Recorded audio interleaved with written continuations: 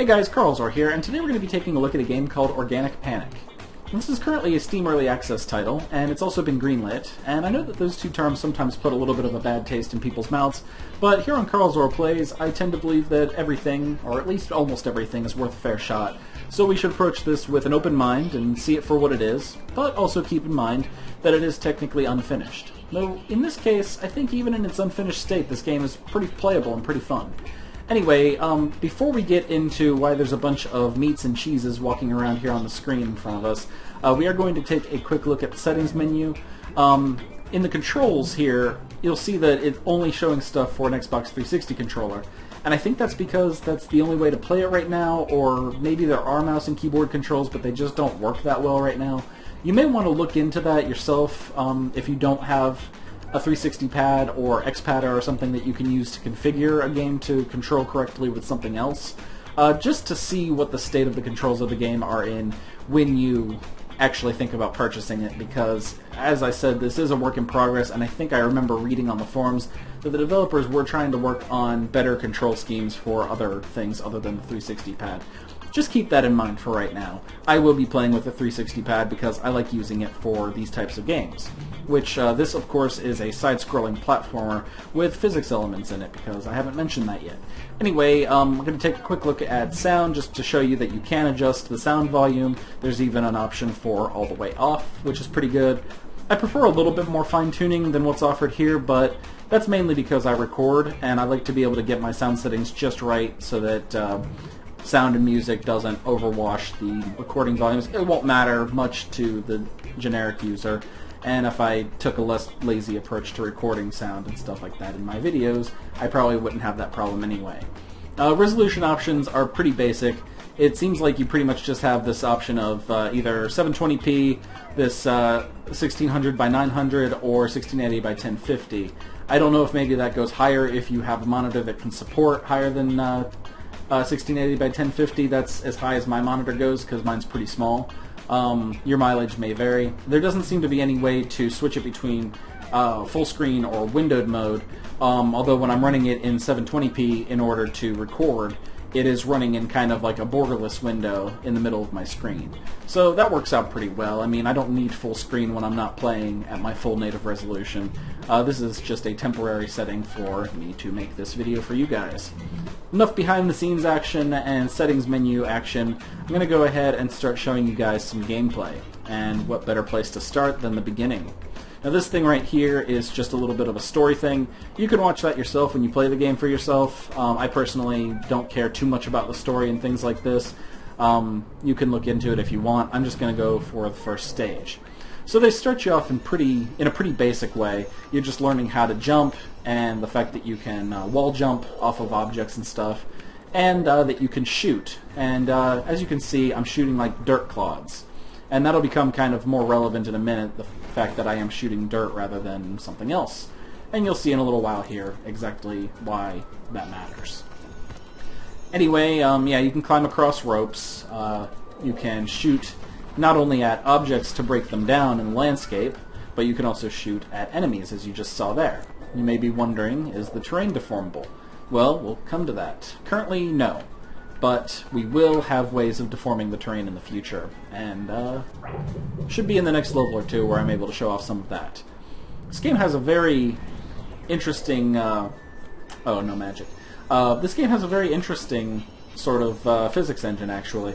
And from what I understand, the developers actually weren't originally happy with what they built, so they took the time to like revamp it from the ground up. Oh, I got really badly killed by that thing. Anyway, let's run around and collect all these little dots, because we can.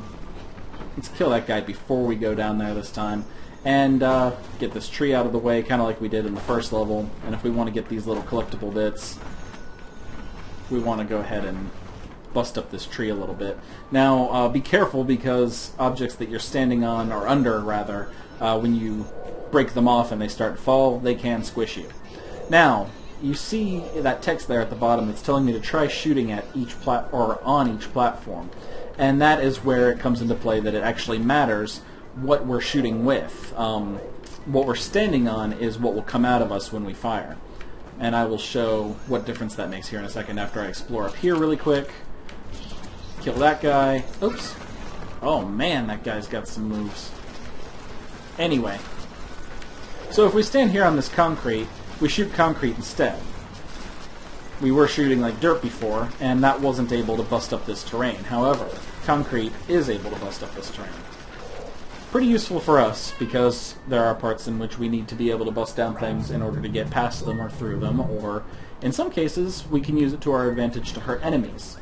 Now we also have this other ability, when we pick up this other kind of magic here, we can actually tunnel through the terrain. And you may be wondering, if I cut it off, will it break and fall like that? And the answer is yes, of course it does. Oh no, don't fall off the edge, we don't want that.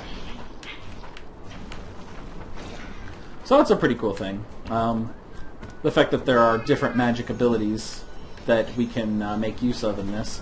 Now, so that the tree doesn't like fall on me and crush me to death, I'm actually not going to shoot it where they probably want me to at the bottom there. I'm going to shoot it up higher and go up. Oh gosh. Yeah, that guy throws like dynamite sticks. I guess because he's a cowboy. And a steel horse he rides. Oh. Need to stand on the dirt to break this stuff because apparently leaves cannot break tree trunks. Yes, tree trunks. The Adventure Time character. And the real-life object that holds trees up. Give them their support. Now, whoa, what's with that glitchy texture there? That's weird. Haven't seen that happen before. It might be either a side effect of changing resolutions, or it might be a side effect of me recording. This is the first time I've tried recording this. Now, in the second world, you can see I was on that level when I decided to stop playing and go ahead and start recording. We could go ahead and... Salmon Run's not that important. Let's show you Water Well, because this is kind of showing off another ability that you can get early on in the game. You see how it's telling me to hold B to shoot water. So that's the ability that this guy has. And if you fill up this area with water, you see right now I can't quite jump high enough to get out of here. But if I fill up this area with water, flood it, then of course I can jump out. And this fluid dynamic is pretty good. It reminds me a lot of the way the fluid looked and worked in Oikake or Oikake or however you pronounce the name of that game. And you see I'm shooting a lot more water now, and that's because of that lightning bolt power-up that I was picking up. And I'm going to keep on shooting water because, as you can see, water drowns the bad guys, which are the meats and cheeses. I'm not sure I ever touched back on that subject again.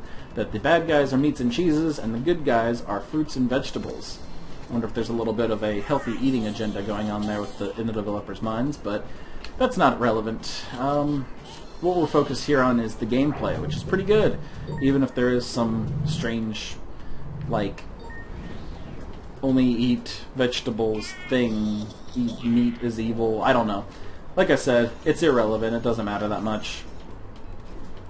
It's a fun game to play without thinking of what kind of strange connotations we may have lurking behind in the developers' minds. Now you'll also notice that physics kind of affects everything you do in this. And I can demonstrate that here in a moment. Oh, let's just avoid those guys. Like if I were at the surface of the water here and I'm trying to jump out, I can't go very far. However, if I kind of start low and swim up and build up some momentum first, you can kind of crest out of the water like a dolphin and soar majestically through the air, at least a little bit. That'll help us to grab these invincibility things, which then we can blow those up without worrying about dying and get through to the exit portal.